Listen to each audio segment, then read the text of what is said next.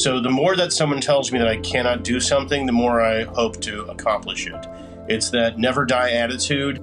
It's I can. And even when you can't, which oftentimes someone can't, but you only I can't until you don't try again. The thing that you find is always the last place that you looked. Well, if you didn't look in that last place, you never would have found it. If you didn't try again at starting your practice, at helping your patient, would you treat a patient with one medicine and if it didn't work, you'd never try another medicine ever again? Of course not. So the path to success, I believe, is pervasive in any type of discipline. This episode is sponsored by Kirkering Barberio, your trusted partner in tax, audit, and outsourced accounting services. Serving Sarasota, Manatee, and the greater Tampa Bay area for over 50 years, KB helps clients achieve their personal and business goals. Visit kbgrp.com to learn more. Hello, and welcome to the Business Observer from the Corner Office podcast. I'm Mark Gordon, managing editor of the Business Observer. Today's guest is Dr. Seth Forman, founder of 4Care Medical Group in Tampa. Seth, welcome and thanks for being here. Mark, thank you for having me. Yeah, so we're going to get into sort of the business of medicine. I think that could be like a really loaded topic here, but we're going to try and do it. Tell us just about your business at 4Care Medical Group. How did you get into the sort of medical field? Obviously, you went to med school. But tell us about how you became a doctor and started your organization. So, Mark, as a native to Tampa, Florida, I grew up here. I graduated from Hillel Academy in 8th grade, and then I graduated from Berkeley Preparatory School in 1990, so it's been a while. And then I went away for schooling to Pennsylvania and Virginia, came back, started a dermatology practice back in 2007, and essentially expanded from a single practitioner dermatology practice to a multi-specialty group and a marriage between a separate entity, a separate asset of a clinical research site, also on the same site. We were there from approximately 2011 to 2019. And then we moved to our current medical center, which is far bigger and far more sophisticated than our prior offices, to where we have 30,000 square feet, 35 to 36 exam rooms, a operating room and theater, as well as 12 inpatient rooms for sleepover clinical trials. What has been the biggest challenge in getting from that sort of smaller organization to growing to this, 35, 36 operating rooms, 30,000 square feet? I know you've bought some real estate along the way too, but to grow your organization, what has been some of the biggest challenges you've overcome? Mark, I'm a huge fan of authors like Jim Collins from Good to Great. I also Adam Grant, William Bernstein. I just read Nate Silver's recent book. He was the generator of 538, and he's also transitioned some business and philosophy books. And truthfully, Mark, there's no one word or no one sentence answer to the question that you had just asked. I think the most important attitude, no matter what business you are in, as well as practicing medicine, you have to attack the problem that is right in front of you. Whether it's a patient with a melanoma or it's a potential new physician that you've hired that isn't working out the way that you intentionally had hired the person for, or another staff member. It really is, you must not ignore problems. You have to approach them, you have to attack them, and you have to resolve them in what's best for your business. So you said you've read some of those, Good to Great, obviously is a really, put the right people in the right seats, a famous book, all of those really excellent. Did you learn this sort of philosophy through that, or did you grow up with sort of an entrepreneurial mindset? And I guess the other half of that question is you often hear, or I do, that sometimes doctors aren't good on the business side, right? So how did you sort of combine both of those things? So, Mark, I can tell you that when I started my practice in 2007, and many people, including many physicians, attorneys, bankers, had warned me that doctors are not good business people and you can't start a private practice anymore. That, to me, is fodder, and it's like an energy drink for what I like to do. So the more that someone tells me that I cannot do something, the more I hope to accomplish it. It's that never die attitude. It's I can, I can, I can. And even when you can't, which oftentimes someone can't, but you only I can't until you don't try again, right? It's like you don't, the thing that you find is always the last place that you looked. Well, if you didn't look in that last place, you never would have found it. If you didn't try again at starting your practice, at helping your patient, would you treat a patient with one medicine and if it didn't work, you'd never try another medicine ever again? Of course not. So the path to success, I believe, is pervasive in any type of discipline. And I've applied the principles that I've applied to my medical practice and to how I aggressively treat my patients, provide them excellent service as best I can.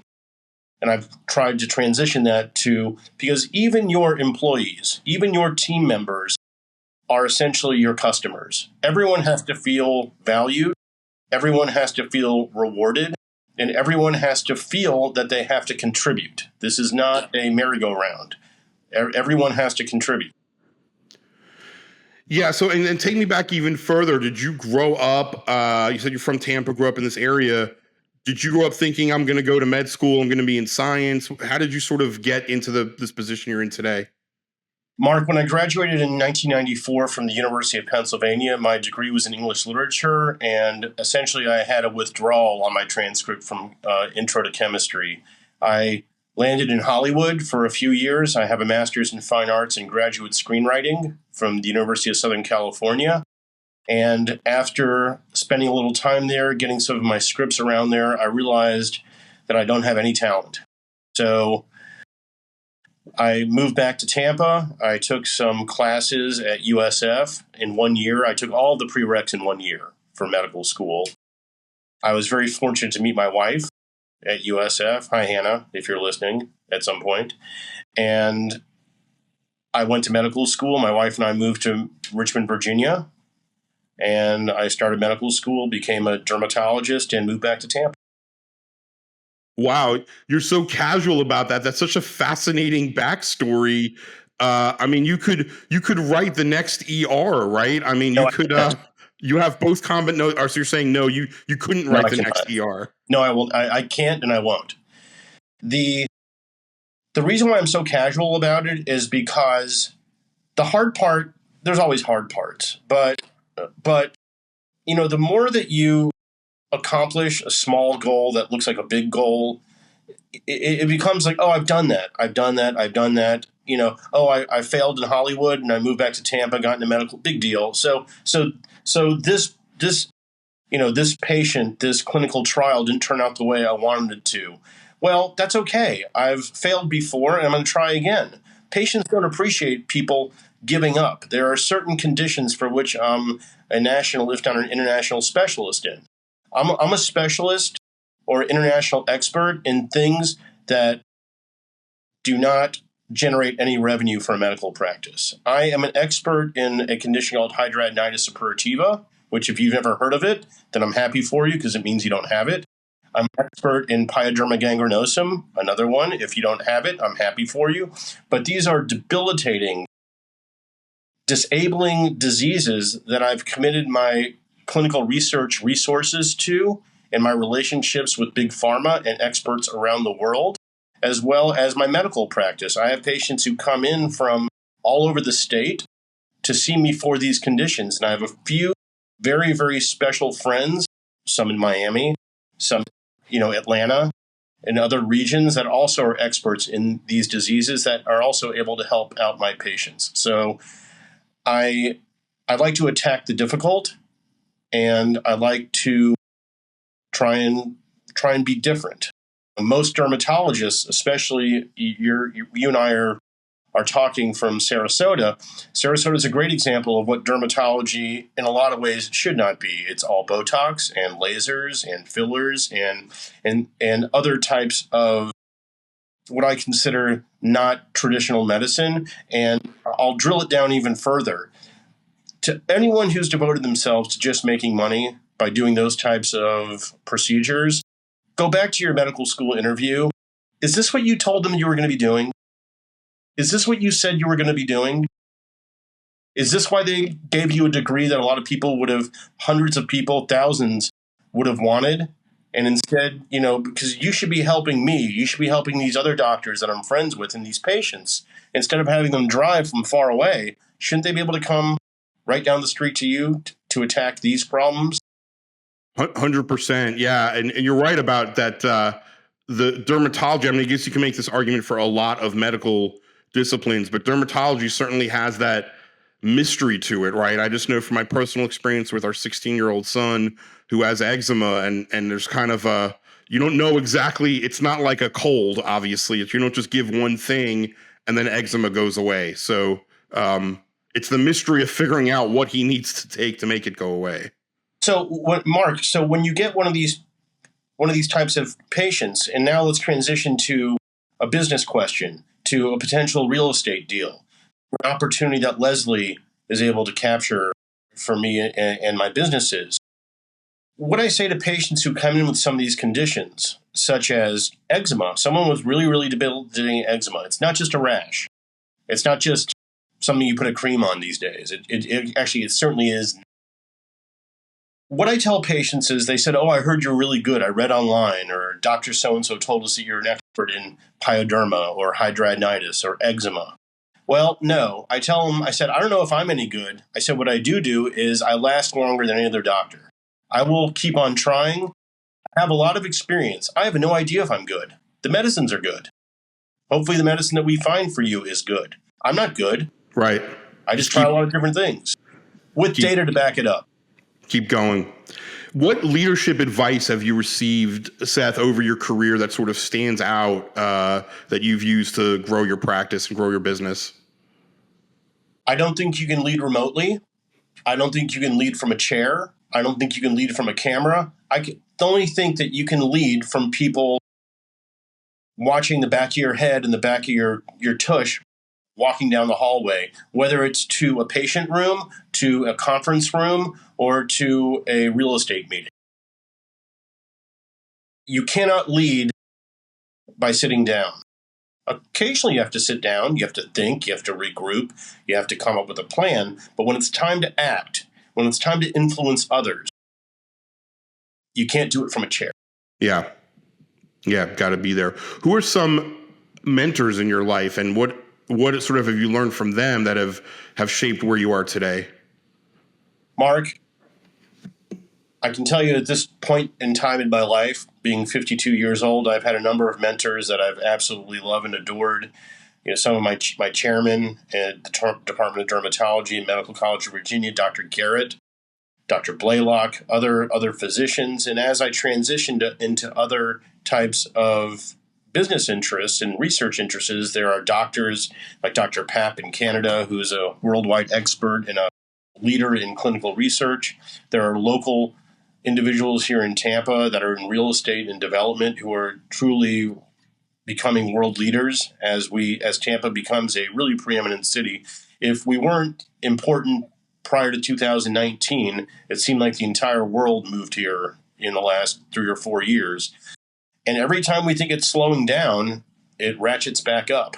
And so there are a number of people that are absolutely amazing. But I have to say right now, at this point in my life, I'm always searching for the next mentor, for the next person that has important information or an example, or to tell me to do something or not do something from their experience.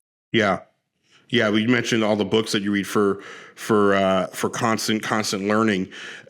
What's next? I know you bought some real estate relatively recently. Tell us about sort of the state of your operation and your business now, and what's next for the medical group. So, Mark, we've had some really exciting opportunities here in North Tampa. Prior to the acquisition of Magdalen Center, which is the abutting property to Forecare Medical Center, we have the largest clinical research site in the Tampa Bay area. We are expanding into other entities, meaning that, or therapeutic areas. We were essentially a dermatology-first clinical research site for many, many years, and I was the leading dermatology clinical researcher in the United States in revenue for a number of years. However, the therapeutic area of the dermatology pipeline in clinical research is somewhat at a nadir right now. It was at an apex for a number of years in the 2010s, to about 2020. So we've diversified into acute postoperative pain. We've diversified into vaccine. We are now diversifying into CNS, which to a layman, it means psychiatry, also neurology, Alzheimer's, Parkinson's. And we're going to try and really be a niche in treatment-resistant depression. While I don't have any room right now in Fore Care Medical Center for a psychiatrist or a neurologist, my thought process was to purchase the building right next to me and hopefully have a neurologist or a psychiatrist plant his or her private practice and then have him or her be a investigator for our new therapeutic area endeavor of CNS at Fore Care Medical Group, also known as FCR CenExcel. We are avidly recruiting. We are making relationships with drug companies, biotechs, and pharmaceutical companies that have interest in this therapeutic area. And we certainly plan on starting some of these trials by the end of 2024. That's my goal.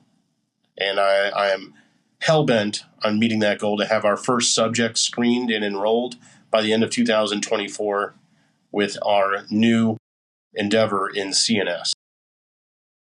Excellent. A lot happening in the medical group. Very cool. And from what you said before, you're not going to stop until it gets done, it sounds like. I'm not going to stop until it gets done. The other, Mark, you had mentioned, you'd asked me some questions earlier in this discussion, and I think that diversification is critical to any business. So, and the more you can diversify, diversification is just a hedge. It's a hedge on the future. And the more that we can hedge with respect to dermatology is not as active as it was when I started clinical research. Well, vaccine is incredibly active. I mean, vaccine was probably the buzzword in 2020, perhaps, or 2021. Whether you love it or hate it, believe in it, don't believe in it, think it's a fraud, think it's real, it is something that we realized that we had to diversify into to remain relevant here in the Tampa Bay region and as a leader in clinical research in the country. Yeah, exciting things happening in your practice for sure. Okay, Seth, we have 3 rapid fire questions for you, okay, before we let you go. The first one is, you mentioned books. What books are you reading right now? Okay, so I just finished last night on the plane On the Edge by Nate Silver, his new book. And I had never read his first book, The Signal and the Noise. So I will be purchasing that while I'm here in Houston. I'll probably go to the bookstore at Rice and purchase it, and I will be reading it as soon as I get my hot little hand on it. Because I finished the book last night, I had to just go to my usual go-tos, which is the Wall Street Journal. Got it. All right, second question as we record this here in late September. Second question, what would you prefer? What do you prefer, a beach vacation or a mountain vacation? Mark, it doesn't really matter because I'll spend my time reading a book in the concierge room or the lobby drinking coffee while everyone else does the beach or the mountains. So, irrelevant. You're good wherever he puts you. Love it. All right, I have no problems. You're easy to plan for. Your wife's got she's got full reign on that. You can pick anything she wants. Excellent. And last question, who are 2 people, dead or alive, you would love to have dinner with, and why?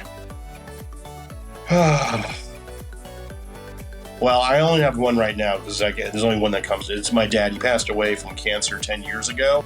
And when you ask about a mentor, and mentor not just in business, but my children are, growing older and reaching points in life where I don't have the answers that I wish I had. And whether my dad would have the answers or not, it would be nice to hear that do this or none of us knew what to do with teenagers type of thing. Maybe Mark. Maybe I should ask you the rapid fire question. Tell us exactly what to do with a teenager. There'll be silence. I mean, you're ahead of me. You got one in college and one on the way. I only have the one in high school, and we just went to our first college night. So that was an interesting, college fair, walking around, seeing all the tables. And in case my daughter hears this, we also have a college graduate. So I don't want her to think we have one girl and 2 boys. Our daughters. So, but I'm sure I wish my dad was still around. Yeah. I think he'd be proud and nervous at the same time of all the things that I'm trying to do, but I do miss him, and I wish he was around, and not just have dinner around any time. Yeah, understand that for sure. Excellent. Well, Dr. Seth Forman of the 4Care Medical Group in Tampa, thank you so much for joining us on the From the Corner Office podcast. Mark, thank you very much. I really enjoyed this conversation, and actually, of all the things I've done in the last 10 or 15 years of being in the media, actually, this was probably the easiest in a way. I don't want to, not to diminish what we're doing, but it felt a lot more natural than a lot of the other opportunities I've had in the past. So thank you very much. Thank you for listening to the Business Observer From the Corner Office podcast. I'm your host, Mark Gordon. This podcast was produced by Reed Corley of the Corley Company in Sarasota. To hear more episodes of From the Corner Office podcast, go to businessobserverfl.com.